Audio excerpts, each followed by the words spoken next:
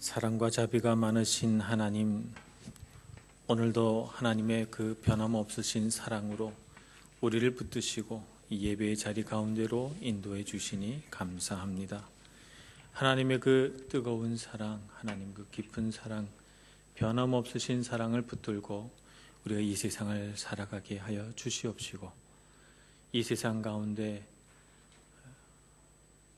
조건을 달고 상처를 입히고 이기적으로 사랑하는 그 모든 사랑의 덫에서 벗어나 하나님의 그 무한하시고 조건 없으신 사랑을 깨달아가는 저희들 되게 하여 주시옵소서. 우리 마음 깊은 곳에서부터 우러나오는 경배와 찬송을 주님 앞에 올려드리게 해주시고, 하늘 보좌로부터 울려나오는 주의 음성을 들어 우리 마음이 변화되고 새롭게 회복되는 역사가 있게 하여 주시옵소서. 이 예배 가운데 주님께서 성령으로 둘러 함께해 주실 줄 믿고 감사드리며 예수님의 이름으로 기도합니다. 아멘. 오늘 주신 하나님 말씀은 열왕기상 22장 29절부터 40절까지 말씀입니다. 열왕기상 22장 29절부터 40절까지 저와 여러분이 한 절씩 교독해서 봉독하겠습니다. 이스라엘의 왕과 유다의 여호사밧 왕이 길랏 라못으로 올라가니라. 여호사밧에게 이르되 나는 변장하고 전쟁터로 들어가려 하노니 당신은 왕복을 입으소서 하고 이스라엘의 왕이 변장하고 전쟁터로 들어가니라. 아람 왕이 그의 병거의 지휘관 32명에게 명령하여 이르기를 너희는 작은 자나 큰 자와 더불어 싸우지 말고 오직 이스라엘 왕과 싸우라 한지라. 병거의 지휘관들이 여호사밧을 보고 그들이 이르되 이가 틀림없이 이스라엘의 왕이라 하고 돌이켜 그와 싸우려 한즉 여호사밧이 소리를 지르는지라. 병거의 지휘관들이 그가 이스라엘의 왕이 아님을 보고 쫓기를 그치고 돌이켰더라. 한 사람이 무심코 활을 당겨 이스라엘 왕의 갑옷 솔기를 맞춘지라. 왕이 그 병거 모는 자에게 이르되 내가 부상하였으니 내 손을 돌려 내가 전쟁터에서 나가게 하라 하였으나 이날의 전쟁이 맹렬하였으므로 왕이 병거 가운데에 붙들려 서서 아람 사람을 막다가 저녁에 이르러 죽었는데 상처에 피가 흘러 병거 바닥에 고였더라. 해가 질녘에 진중에서 외치는 소리가 있어 이르되 각기 성읍으로 또는 각기 본향으로 가라 하더라. 왕이 이미 죽음에 그의 시체를 메어 사마리아에 이르러 왕을 사마리아에 장사하니라. 그 병거를 사마리아 못에서 씻음에 개들이 그의 피를 핥았으니 여호와께서 하신 말씀과 같이 되었더라. 거기는 창기들이 목욕하는 곳이었더라. 아합의 남은 행적과 그가 행한 모든 일과 그가 건축한 상하궁과 그가 건축한 모든 성읍은 이스라엘 왕 역대지략에 기록되지 아니하였느냐. 아합이 그의 조상들과 함께 잠에 그의 아들 아하시야가 대신하여 왕이 되니라. 아멘. 두 번의 아람 제국과의 전쟁을 통해서 이스라엘은 아람 왕국으로부터 자신의 나라를 지킬 수는 있었지만 베나닷이라고 하는 그 아람 왕을 살려두지 못한 까닭에 그 아버지 때에 빼앗겼던 길랏 라못과 세 곳의 성읍을 돌려받지 못하게 됩니다. 베나닷은 그의 목숨이 경각에 달렸을 때는 어떤 땅이든지 다 줄 것처럼 이렇게 아합 왕에게 자기의 목숨을 구걸했었는데 그가 아람 나라로 복귀하자마자 마음이 바뀌어서 길랏 라못을 포함한 북이스라엘 전 지역을 돌려주지 않게 됩니다. 3년간의 평화 기간이 지나고 나서 아합 왕은 그것을 견딜 수가 없게 됐어요. 그가 전쟁을 일으킨 이유는 지난주에 말씀드린 것처럼 두 가지입니다. 남쪽 유다 여호사밧 왕과의 연합을 통해서 그의 군사력이 강해졌기 때문이고, 아람이라고 하는 나라는 두 번의 전쟁에서 크게 실패하는 바람에 국력이 약화돼서 이 틈을 노린다면 충분히 승산이 있다고 보고 전쟁을 하게 됩니다. 이때 아합의 계획을 방해하는 회방꾼이 나타나게 되는데 그 사람의 이름은 미가야라고 하는 선지자입니다.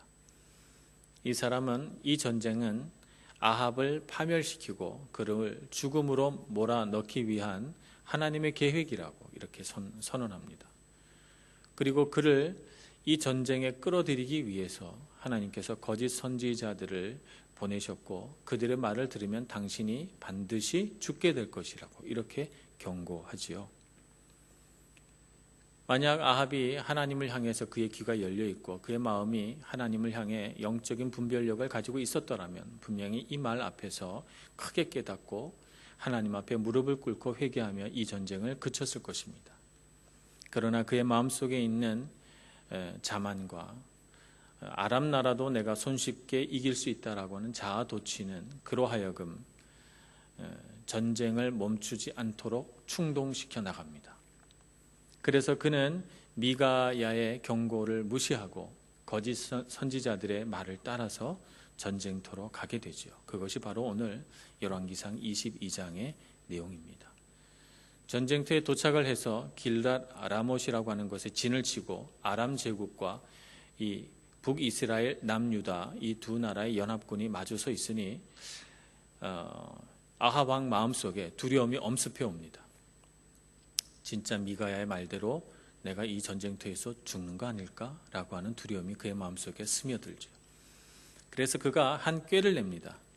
여호사밧 왕에게는 왕복을 입고 전쟁터로 나가라 이렇게 조언을 하고 자기 자신은 병사의 복장으로 갈아입습니다. 변장을 하는 것이죠. 사람의 꾀로 하나님의 심판 계획을 모면할 수 있을까라고 하는 것이 오늘 이 이야기의 말하자면 포인트라고 말할 수가 있습니다. 아합 왕이 이렇게 자신의 꾀를 가지고 이렇게 나간 그 순간 아람 나라에서는 과연 이 베나닷은 북이스라엘의 아합 왕을 죽이지 않고는 내가 나라를 온전하게 세울 수 없겠구나 뭐 이런 결론에 도달해서 병거를 모는 32명의 지휘관들 장교들을 불러서 너희들은 절대로 큰 자나 작은 자나 병사들하고 싸우지 말고 아합 왕만을 노려서 그를 반드시 거꾸로 틀어라 이렇게 명령을 내립니다. 하나님의 계획이 맞았고 아합이 염려한 것이 적중했습니다. 그래서 이 32명의 지휘관들은 아합 왕이 어디에 있나 그것만 살펴봅니다. 근데 여호사밧 왕이 왕복을 입고 있잖아요. 왕은 왕복을 입고 있는 사람은 그 사람밖에 없어요. 그래서 그를 뒤쫓아갑니다. 그런데 그 순간 이 여호사밧 왕이 너무 놀라고 급하니까 아마 남쪽 유다 나라의 방언으로 소리를 질렀나 봅니다. 아람 나라 사람들도 이 이스라엘 백성들의 말과 이렇게 비슷하거든요. 말이 들어보니까 북이스라엘 말이 아닌 거예요. 남쪽 유다 말인 거예요. 그러니까 그 병거를 쫓기를 그만둡니다. 그리고는 다시 아합 왕을 찾지만 변장한 아합 왕을 찾을 수가 없어요. 하나님의 계획이 이대로 수포로 돌아가는가 싶을 때 한 병사가 무심코 쏜 화살, 어떤 성경에 보면 그냥 우연히 쏜 화살이 아합 왕의 가슴을 파고들었다 이렇게 기록이 되어 있습니다. 몸에는 갑옷을 입었겠죠. 갑옷은 당시에 철판으로 이렇게 한 군데 된 것이 아니라 작은 쇠조각을 아주 튼튼한 실로 연결을 해서 그 쇠조각을 여러 개를 이렇게 달아서 몸을 유연하게 움직일 수 있으면서도 몸을 강하게 보호할 수 있는 이런 갑옷이 당시 중동 지역에서 사용하던 갑옷입니다. 그 쇠조각과 쇠조각 사이 그 작은 빈틈, 그 솔기를 이 화살이 파고들어서 그에게 적중합니다. 오늘 말씀을 가만 살펴보면 그 화살이 그에게 치명상을 입힌 것은 아닙니다. 화살에 맞았고 그는 그 즉시로 후방으로 후송됐으면 충분히 살 수 있는 그런 부상이었습니다. 그러나 그의 병거는 전쟁터에서 빠져나오지 못합니다. 전쟁이 맹렬했고 병거들끼리 서로 얽히고 설켜서 아주 극심하게 싸우고 있었기 때문에 화살을 맞은 그 상태에서도 아합 왕은 전쟁을 계속할 수밖에 없었어요. 병사들의 부축을 받으면서 용감히 싸웠지만 그는 과다출혈로 자기의 목숨을 잃게 됩니다. 그것이 아합 왕의 최후였고 하나님의 계획대로 그는 하나님의 심판 계획에 따라 그는 목숨을 잃게 됩니다. 아합 왕은 어떤 사람이었을까요? 저는 아합 왕을 경계선에 선 사람이 아닐까 이런 생각을 해보며 그를 정의해 보고 싶습니다. 경계선에 선 사람, 그 사람은, 이 아합 왕은 불신과 믿음 사이에서 늘 오고 갔던 사람이라고 할 수 있습니다. 하나님을 믿지 않는 불신으로 인하여서 그는 이방 민족 가운데 자신의 아내를 택합니다. 자신의 아내로 택했을 뿐만 아니라 그들이 가지고 온 여러 우상들을 섬기고, 심지어는 그 우상을 섬길 수 있는 신전을 지어줌으로써 그 우상 숭배를 장려합니다. 그로 인해서 하나님의 큰 심판의 말씀을 듣게 되고, 하나님이 보내신 엘리야라고 하는 선지자가 갈멜산에서 이 우상 숭배하는 선지자들과 큰 싸움을 한판 벌입니다. 이것을 통해서 아합 왕은 보게 됩니다. 우상 숭배를 하나님이 얼마나 싫어하는지, 그리고 우상 숭배하는 사람들이 하나님 앞에 어떤 심판을 받게 되는지, 그리고 하나님은 비를 멈추게도 할 수 있고 비를 내리게도 할 수 있는 그런 분이시라는 것을 그는 갈멜산에서 두 눈으로 똑똑히 보고 자기의 삶 가운데 분명한 체험을 하게 됩니다. 이런 체험을 하게 되는 왕이 성경에 보면 많지 않습니다. 하나님은 아합 왕 안에 두 가지를 다 보셨어요. 하나님을 의심하고 불신하는 마음, 그래서 우상 숭배를 향해 쉽게 빠져들어가는 그의 죄성과, 다른 한편으로는 하나님을 체험하고 하나님을 보고 하나님을 두려워할 줄 아는 마음, 이 두 가지를 다 보셨고 이 두 가지를 그는 다 경험하게 됩니다. 그래서 아합에게 하나님은 기회를 줍니다. 이번에는 위기 속에서 그가 구원받는 그런 은혜를 베풀어 줍니다. 두 번의 전쟁에서 이름을 밝히지 않은 어떤 선지자가 와서 조언을 합니다. 그래서 기적적으로 두 번의 전쟁에서 그는 승리를 거두게 되죠. 바로 이 전쟁이 시작될 때마다 선지자를 통해서 하나님이 그에게 어떻게 말씀하시는가 하면 20장 13절을 1차 전쟁 때는 너는 내가 여호와인 줄 알리라 라고 하는 말씀을 너가 구원받을 것이라고 하는 예언 뒤에 붙입니다. 그리고 나서 2차 전쟁이 시작될 때는 20장 28절에도 똑같은 말씀이 기록됩니다. 너는 내가 여호와인 줄 알리라. 여기 너는이 단수로 되어 있다는 것을 우리가 알아야 합니다. 하나님이 아합 왕에게 말씀하고 있는 것이죠. 너는 내가 여호와인 줄 알아야 한다. 두 번의 전쟁을 걸쳐서 경계선에 서 있지 말고 불신과 믿음 사이에서 왔다 갔다 하지 말고 하나님을 확실하게 믿는 믿음 안으로 들어오너라. 이번 전쟁이 1차 전쟁이 2차 전쟁이 너에게 그런 확신과 믿음을 주는 전쟁이 되게 하여라. 하나님께서 이렇게 아합 왕을 설득합니다. 여러 번에 걸쳐서 계속된 하나님의 긍휼, 하나님의 오래 참으심을 우리가 엿볼 수 있습니다. 아합 왕이 여기서 무엇을 배웠을까요? 경계선에 서서 이쪽 저쪽으로 자신의 위치를 옮겨가던 그의 삶에서 벗어났을까요? 그 이후에 등장하는 나봇의 포도원 사건은 결코 그렇지 않다는 것을 보여줍니다. 그는 나봇의 포도원 사건에서도 이쪽 저쪽으로 옮겨가는 경계선에 살고 있는 그의 모습을 그대로 보여줍니다. 욕심을 따라 나봇을 죽이고 포도원을 취할 때는 그는 죄 가운데 있었고, 그 죄를 지적하는 엘리야 선지자 앞에서 그는 금세 무릎을 꿇고 죄를 뒤집어 쓰고 회개하는 모습에서는 금세 믿음의 편으로 건너가는 그의 두 가지 모습을 다 보게 됩니다.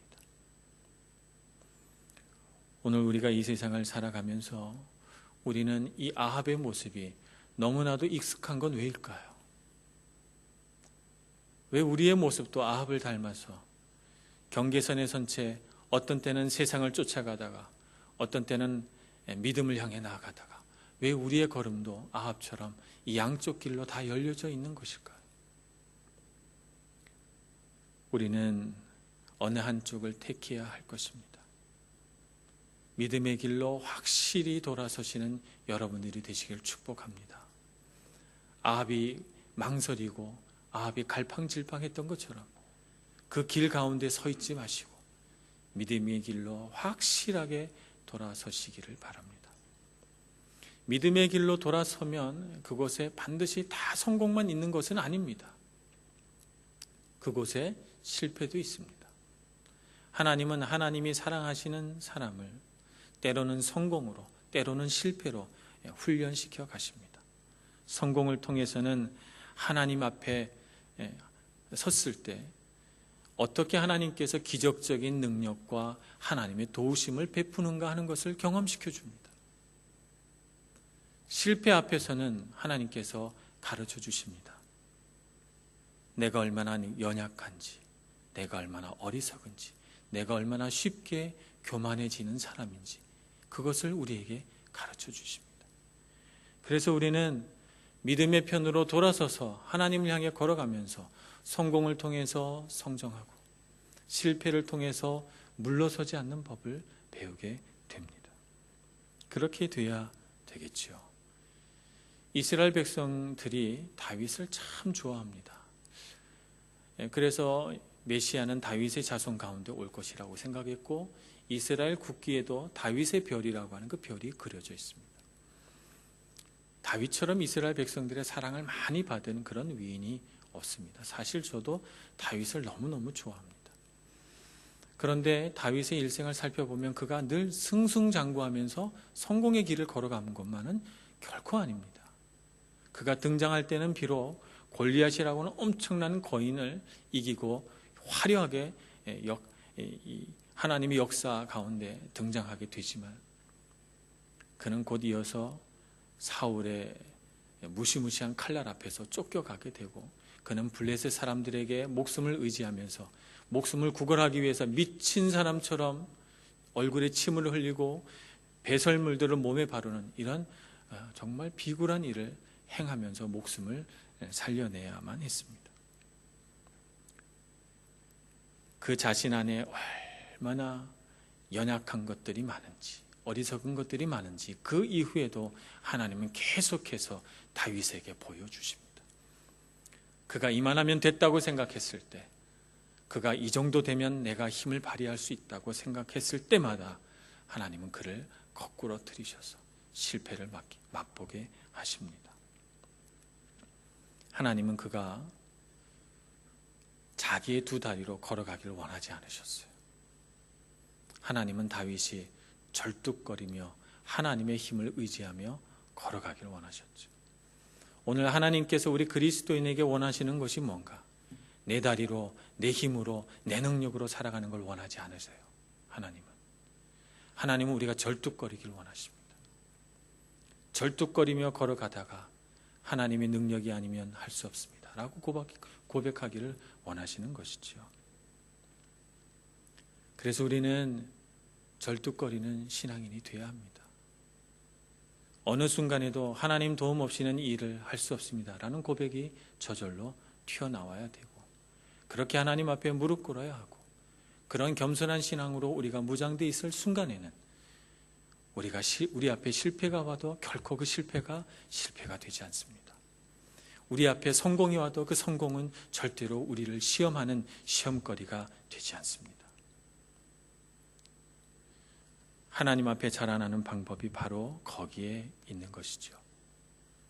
아합 왕이 배우지 못한 것이 바로 이 다윗을 훈련시키는 하나님의 섬세한 손길입니다. 아합 왕에도 동일하게 하나님이 오래 참으심과 긍휼하심으로 그를 훈련시켜 나가기를 원하셨지만 그는 성공을 통해서도 배우지 못했고 실패를 통해서도 배우지 못했습니다. 오늘 우리는 어떻게 이 세상을 살아가야 할까요?